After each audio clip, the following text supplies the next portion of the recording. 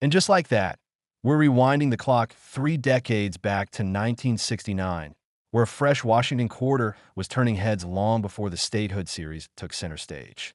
Picture this: the space race roaring overhead and the U.S. Mint working feverishly to meet surging coin demand. That year's quarters rolled out with the same Lady Liberty profile, but hidden within routine minting were a few that would ignite collector passion for years to come. The story begins with a massive production run. Nearly 850 million at Philadelphia and 325 million at Denver, meant to satisfy an economy booming from baby boom spending. Yet amid that flood of change, fewer than 50 genuine 1969 double-die obverse quarters slipped past inspectors.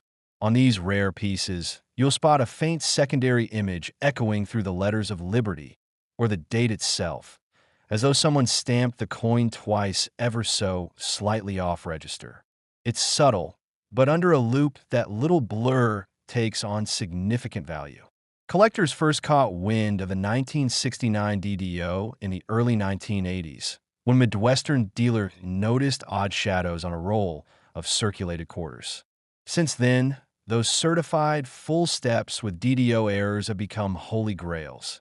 MS6, for examples, once sold in the low four-figure range, and perfectionists who present an MS65 DDO can expect anywhere from $8,000 to $12,000 at auction.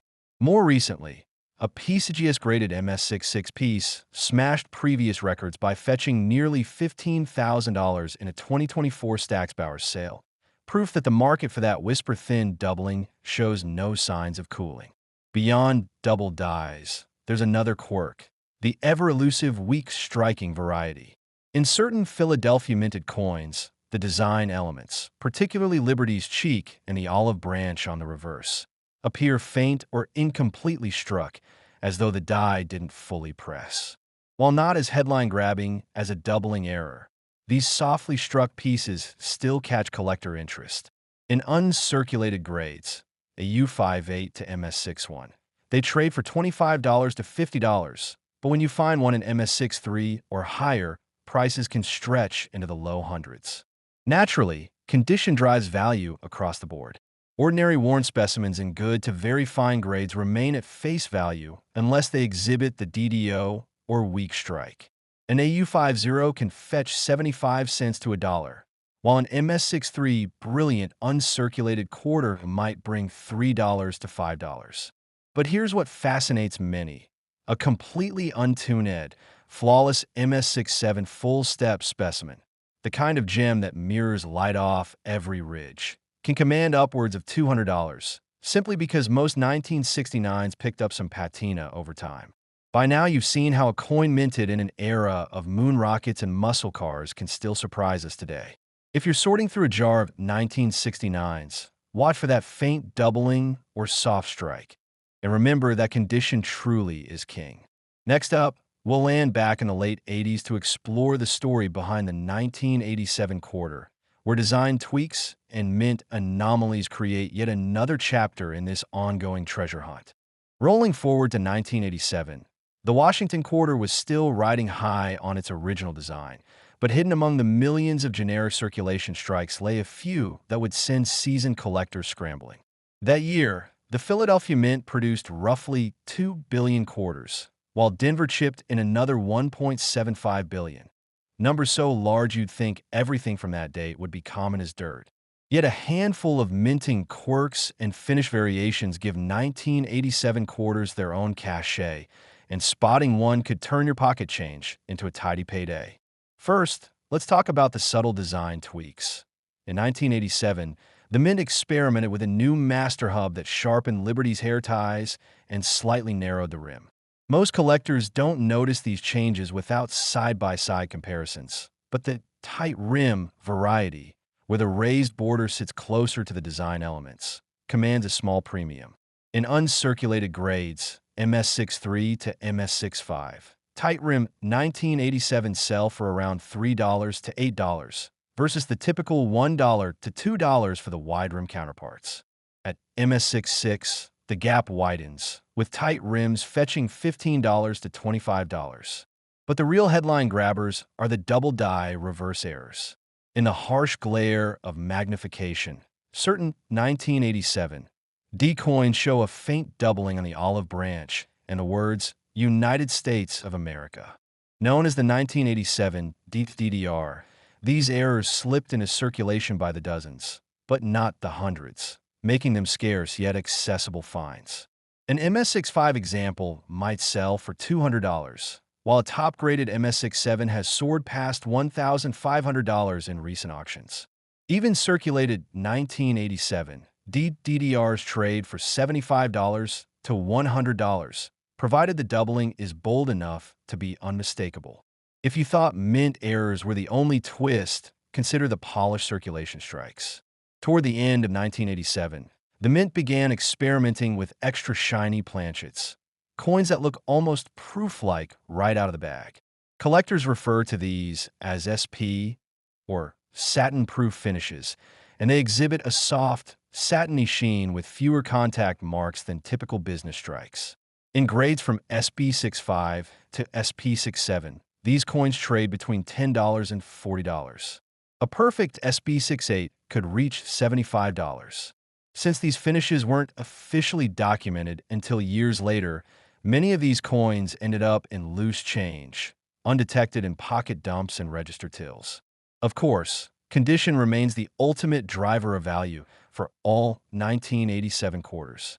A well-worn VF20 grades for face value, while an AU58 might fetch $1 or $2 from a dealer. But when you move into pristine MS67 territory for a standard strike, values climb from $15 at the lower end to $40 or more for those with deep, silky luster. And if that MS67 also happens to be a tight rim or satin finish, you're looking at a double boost in price. And now, as we wrap up our journey from 1995 all the way back to 1987, remember this: every coin in your drawer tells a story.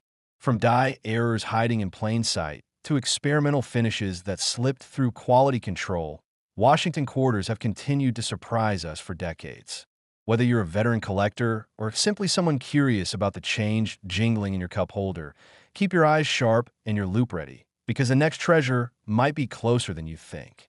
All right, let's shift gears to the very next year, 1996, and uncover why those coins jingling in your cup holder might be hiding another sweet surprise. You just finished hunting for double dies on 1995s.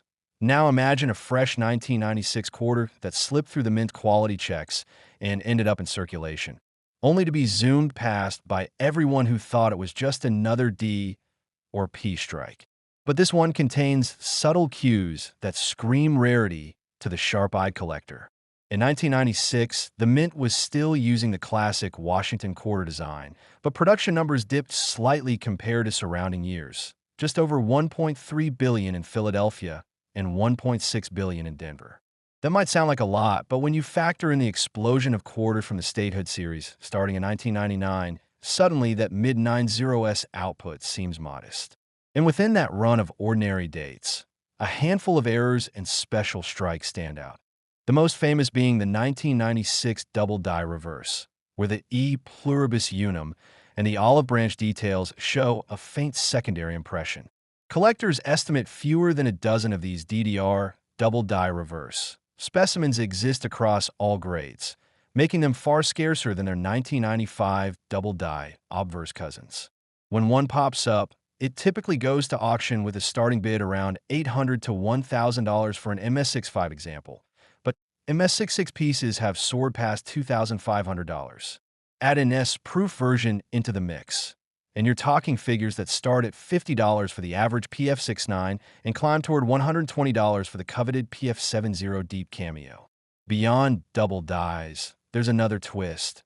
1996 saw the release of special mint sets only available to collectors, which included satin finish quarters from Philadelphia and Denver. These strikes, free from bag marks and boasting smooth, matte fields, have a niche following. In PR6A condition, they routinely command $15 to $20, while a pristine PR70 satin finish can break $75. The satin sets aren't as widely recognized as the silver proofs, which means savvy collectors sometimes scoop them up at dealer shows for bargain prices before word spreads. Now, let's talk mint mark anomalies. A rare few 1996 quarters were discovered with misplaced mint marks. Tiny DS stamped too far from the bow ribbon on Liberty's neck.